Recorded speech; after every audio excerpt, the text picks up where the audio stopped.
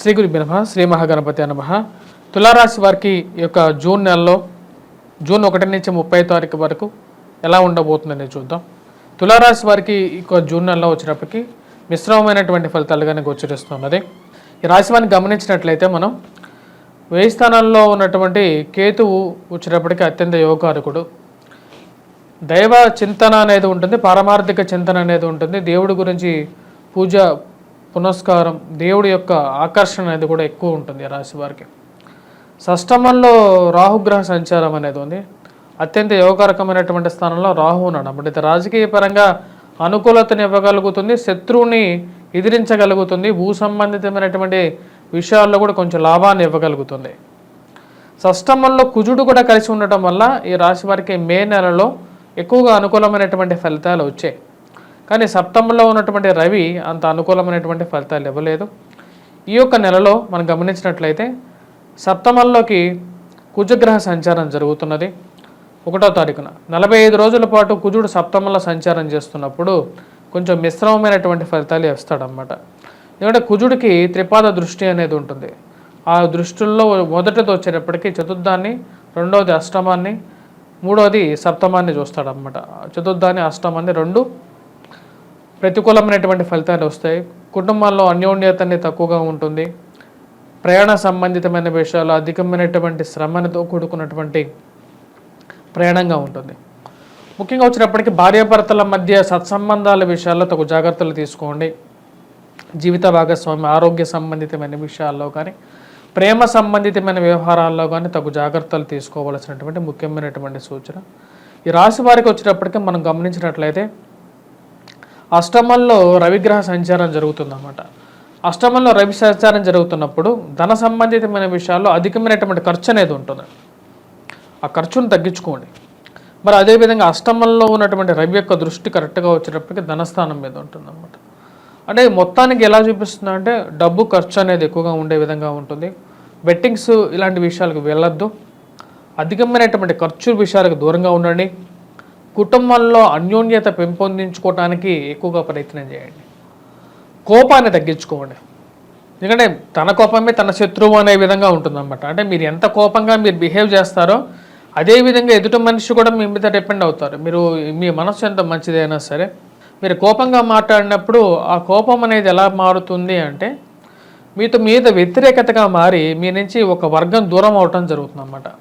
ఇప్పుడు ఈయన చెరుబిర్లాడుతుంటాడు, మనం ఎంతో మంచి విషయంతో ఈయన దగ్గరికి వచ్చినా సరే ఈయన యొక్క కోపాన్ని మన మీద ప్రదర్శిస్తుంటాడు అని చెప్పేసి మీరు పనిచేస్తున్నటువంటి కార్యాలయాల్లో, మీరు పనిచేస్తున్న సంస్థల్లో ఒక వర్గం మిమ్మల్ని దూరం పెట్టడం జరుగుతుంది అన్నమాట. అది మీకు ఇప్పుడు అర్థం కాకపోయినా అర్థమైనప్పటికీ కూడా ఆ వర్గం అనేది మీ నుంచి దూరంగా జరుగుతూ ఉంటుంది అన్నమాట.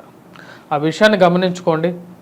ఎందుకంటే కుజుడు సప్తమంలో సంచారం చేస్తున్నప్పుడు ఇది గ్రహరీత్యా గోచరరీత్యా జరిగేటువంటిది అనమాట. అంటే సప్తమంలో కుజుడు తన యొక్క దృష్టి కరెక్ట్గా లేదు కాబట్టి.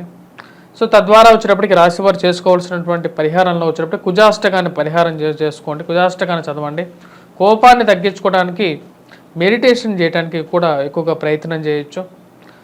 అదేవిధంగా కుజుడు సప్తమంలో ఉన్నప్పుడు చేయాల్సినటువంటి ఇంకోటి వచ్చేటప్పటికి హనుమాన్ చాలీసా పఠించడం అనేది ఒక సింపుల్ రెమెడీగా చెప్పచ్చు అన్నమాట. అదేవిధంగా రవిగ్రహ సంచారం అష్టమంలో జరుగుతున్నప్పుడు వైవాహిక జీవితంలోనూ కలతలు, అదేవిధంగా ప్రేమ సంబంధితమైన వ్యవహారాల్లో కూడా చిన్న చిన్న ఇష్యూస్ అనేవి ఏర్పడుతూ ఉంటాయి. లివింగ్ రిలేషన్షిప్స్లో కానీ ఆ విషయంలో తగు జాగ్రత్తలు కావాలి. ఉద్యోగ ప్రయత్న సంబంధితమైన విషయాల్లో ఈ రాశి వారికి వచ్చేటప్పటికి కొద్దిగా ఎక్కువగా ప్రయత్నం చేయాల్సినటువంటి పరిస్థితిగా గోచరిస్తూ ఉంది. అంత సానుకూలమైనటువంటి దృక్పథంగా లేదు. ఎందుకంటే అష్టమంలో ఉన్నటువంటి గురువు, రవి, సప్తమంలో వచ్చేటప్పటికి కుజుడు, ఇది మొత్తం ప్రతికూలమైనటువంటి ఫలితాలుగానే గోచరిస్తున్నది. ఈ రాశివారు ముఖ్యంగా వచ్చేటప్పటికి ఉద్యోగ ప్రయత్న సంబంధితమైన విషయాల్లో, నూతన ఉద్యోగ ప్రయత్నాల్లో కూడా ఈ రాశి వారికి అంటే నెల చివరిలో అంటే 4వ వారంలో కొంచెం అనుకూలమైనటువంటి ఫలితాలు పొందడం అనేది జరుగుతుంది. 14, 15వ తారీఖులో కొంచెం సానుకూలమైనటువంటి ఫలితాలు ఎక్కువగా పొందగలుగుతారు. అంటే ప్రథమార్థంలో కన్నా ఈ నెలలో ద్వితీయార్థంలో ఎక్కువగా సానుకూలమైనటువంటి ఫలితాలు ఎక్కువగా వస్తాయన్నమాట. జూన్ 1వ తారీఖులో ఎప్పుడైతే కుజుడు ఈ రాశి వారికి సప్తమంలోకి మారినప్పటి నుంచి కూడా కొంచెం ప్రతికూలంగా ఉండే విధంగా గోచరిస్తూ ఉన్నది. అదేవిధంగా ఈ రాశి వారికి పంచమంలో సంచారం చేస్తున్నటువంటి శని యొక్క ప్రభావం అనేది చాలా తక్కువగానే ఉంది. ముఖ్యంగా వచ్చేటప్పటికి ఇది పిల్లల యొక్క సెటిల్మెంట్ గురించి ఆలోచించే విధంగా ఉంటుంది. అంటే పిల్లలు ఎలా సెటిల్ అవుతారు, వాళ్ళు ఎప్పుడు లైఫ్లో పైకి వస్తారు అని చెప్పి ఒక ఆలోచన, వాళ్ళకి ఆరోగ్యపరంగా కూడా కరెక్ట్గా ఉన్నారా లేదా, వాళ్ళు కరెక్ట్ డైరెక్షన్లో వెళ్తున్నారా లేదా అన్ని విధాలుగా అని చెప్పి ఒక ఆలోచన అనేది ఎక్కువగా ఉంటూ ఉంటుందన్నమాట. తులారాశి వారికి కొంచెం మిశ్రమమైనటువంటి ఫలితాలుగానే చెప్పచ్చు. ఎక్కువగా ఒక విషయం గురించి ఆలోచన అనేది ఎక్కువగా ఉంటుంది. ఎక్కువగా ప్రయత్నం చేస్తే కానీ ఒక విషయం జరగట్లేదు, ముందుకు మూవ్ అవ్వట్లేదు అనే ఆలోచన అనేది, ఎందుకు ఇంత అడ్డంకులు ఏర్పడుతున్నాయి అని చెప్పి ఒక ఆలోచన అనేది జరుగుతూ ఉంటుంది. దీనికి పక్కన వాళ్ళని సంప్రదించడం, వారు కూడా వచ్చేటప్పటికి సమయానికి తగినటువంటి పరిహారం చేసుకోవాలి అనే ఒక ముఖ్యమైనటువంటి సూత్రం అనేది కూడా ఉందన్నమాట. అంటే ఇప్పుడు ఈ రాశి వారికి మనం గమనించినట్లయితే అంత ప్రతికూలమైనటువంటి వాతావరణంగా గోచరిస్తూ ఉన్నది. ముఖ్యంగా అనుకూలత కోసం వీరు ఎటువంటి పరిహారాలు చేసుకోవాలి అంటే, రవి ఎప్పుడైతే అష్టమంలో సంచారం చేస్తున్నాడో, అష్టమంలో సంచారం చేస్తున్నటువంటి రవి భాగ్యస్థానంలోకి మారినప్పటికీ కూడా మిశ్రమమైనటువంటి ఫలితాలు ఎక్కువగా ఇస్తున్నాడు. కాబట్టి వీళ్ళు రవిగ్రహ అనుకూలత కోసం సూర్యారాధన అనేది చేయాలి, సూర్యుడికి అర్ఘ్యాన్ని సమర్పించాలి. మరియు అదేవిధంగా యజ్ఞోపవిత ధారణ ఎవరైతే చేస్తున్నారో వారు వచ్చినప్పటికీ గాయత్రి మంత్ర జపాన్ని పఠించడం అనేది కూడా చాలా ముఖ్యమైనటువంటి ఫలితం ఇవ్వగలుగుతుంది. అదేవిధంగా కుజాష్టకాన్ని పఠించడం అనేది కూడా ముఖ్యమైనటువంటి సూచన ఈ రాశి వారికి. గురుగ్రహ మంత్ర జపం అనేది చాలా ముఖ్యం, ఎందుకంటే అష్టమంలో ఉన్నటువంటి గురువు చాలా మిశ్రమమైనటువంటి ఫలితాలు ఇస్తున్నాడు. కాబట్టి ఈ రాశి వారికి వివాహ ప్రయత్న సంబంధితమైన విషయాలు ఎక్కువ టైం పట్టే విధంగా ఉంది. ఈ యొక్క రాశి వారికి వచ్చేటప్పటికి ముఖ్యంగా విద్యార్థులకి ఎలా ఉందనేది చూద్దాం. విద్యార్థులకి మనం గమనించినట్లయితే ముఖ్యంగా గురువు అష్టమంలో సంచారం చేస్తున్నాడు. మరి అదేవిధంగా కుజుడు సప్తమంలో, కేతు 1000 స్థానంలో, రాహువు అష్టమంలో ఉన్నాడు. విద్యార్థులకు వచ్చేటప్పటికి కొంత కష్టపడి చదవవలసినటువంటి ముఖ్యమైనటువంటి సూచన. గురువు యొక్క అనుకూలత అనేది చాలా తక్కువగా ఉంది. రాహుకేతువుల యొక్క పొజిషన్ కూడా వీరికి బాగా కలిసి వచ్చినప్పటికీ రవి ఈ రాశి వారికి ఈ నెలలో అనుకూలంగా లేడు. కుజుడు కూడా అనుకూలత అనేది చాలా తక్కువగా ఉంది.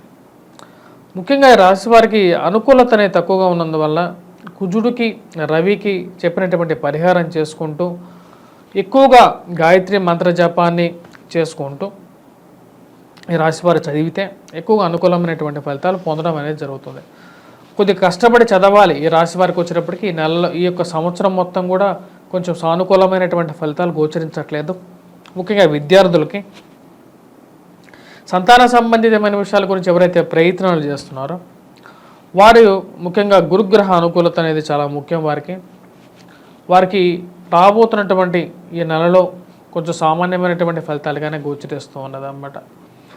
అదేవిధంగా నూతన వ్యాపార ప్రయత్న సంబంధితమైన విషయాలు ఎవరైతే చేస్తున్నారో, వ్యాపారస్తులు ఎవరైతే ఉన్నారో వారికి మిశ్రమమైనటువంటి ఫలితాలుగానే గోచరిస్తున్నది. అనుకూలమైనటువంటి గ్రహస్థితిగా గోచరించట్లేదు. కొత్తగా బిజినెస్ పెట్టాలని చెప్పి మీ యొక్క ఆలోచన ఏదైతే ఉందో, ఆలోచన పెట్టడానికి ఇప్పుడు పరిస్థితి అంత బాగలేదని చెప్పి వేరే వాళ్ళు కూడా, ఇప్పుడు మార్కెట్ అంత బాగలేదు, ఇప్పుడు నువ్వు ఎందుకు ఈ బిజినెస్లోకి రావాలనుకుంటున్నావు అని చెప్పి నీకు వారి యొక్క సలహా ఇవ్వడం అనేది జరుగుతుంది అన్నమాట. ఆ యొక్క విషయాలను మీరు పాటించగలుగుతారు. ఆ యొక్క విషయాలను ముందుకు తీసుకెళ్ళడానికి కూడా మీరు ప్రయత్నం చేయాలని చెప్పి తెలుసుకుంటారు.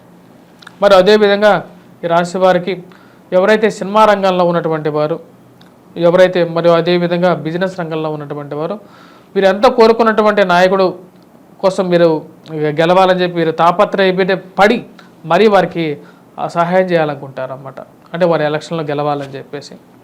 కానీ వారికి ఒక మిశ్రమమైనటువంటి ఫలితం పొందడం, మీకు ఇష్టమైనటువంటి నాయకుడు గెలవకపోవడం మీకు ఎంతో మానసికమైనటువంటి బాధని, నా భవిష్యత్తు ఎలా ఉంటుంది, దీని మీద డిపెండ్ అయి ఉన్నాను నేను అని చెప్పి ఒక ఆలోచనని కలిగించేటువంటి పరిస్థితి ఏర్పడుతుంటుంది అన్నమాట. వాటన్నిటి నుంచి మీరు బయటికి రాగలుగుతారు ఈ యొక్క నెల చివరిలో. మరి అదేవిధంగా కాంట్రాక్టర్స్కి, పొలిటీషియన్స్కి, అదే పొలిటికల్గా ఉన్నటువంటి వారికి వృత్తిరీత్యా వచ్చేటప్పటికి మనీ స్పెక్యులేషన్స్లో ఇన్వెస్ట్మెంట్స్ అనేవి అంతగా లాభించే విధంగా లేదు.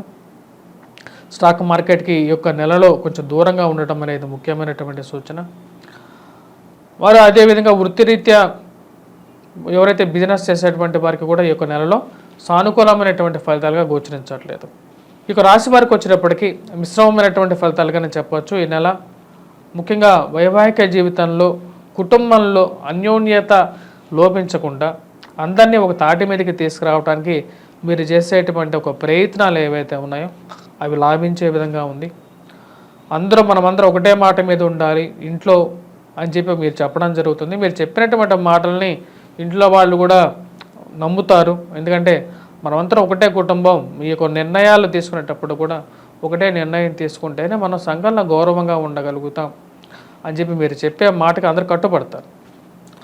ఆ కట్టుబాటుతో పాటే మీరు ముందుకు వెళ్ళాలి అని చెప్పి నిర్ణయించుకుంటారు. మనం ఎవరైతే నమ్ముకున్నామో వారికే మన యొక్క మద్దతు కూడా తెలపాలని చెప్పి అనుకుంటారు అన్నమాట. ఓవరాల్గా వచ్చేటప్పటికి ఈ యొక్క నెలలో ఈ రాశివారు నేను చెప్పినటువంటి పరిహారాలు చేసుకోండి. మరి అదేవిధంగా please do subscribe and share.